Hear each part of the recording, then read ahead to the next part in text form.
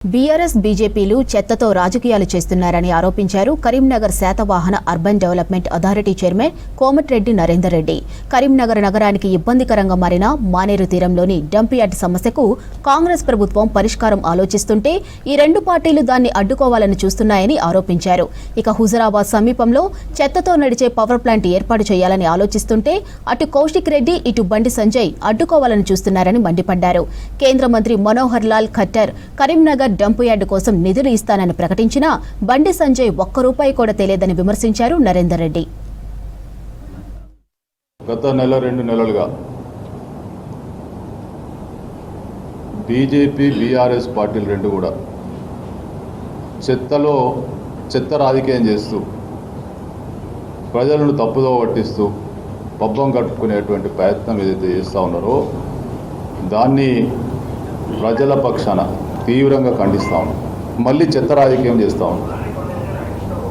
మానేరు అందాలను మేము చేస్తూ ఉన్నాం, సబర్మతిలాగా తీర్చిదిద్దుతా అని చెప్పి మాట్లాడిన వాళ్ళు, మానేరు తీరంకు 10 సార్లు పోయిన వాళ్ళు, 100 కోట్ల రూపాయలు పెట్టి అభివృద్ధి చేస్తామని చెప్పుకున్నటోళ్లకు ఆనాడు ఆ డంప్ యార్డు కనబడలేదా అని అడుగుతా ఉన్నాం. కరీంనగర్ ఓటు మాట్లాడతారు, హుజరాబాద్ ఓటు మాట్లాడతారు. ఇక్కడ ఉండొద్దు, ఇక్కడ తీసేయాలని ఈడంటారు, ఆడుకోతాడు రావద్దు అంటారు.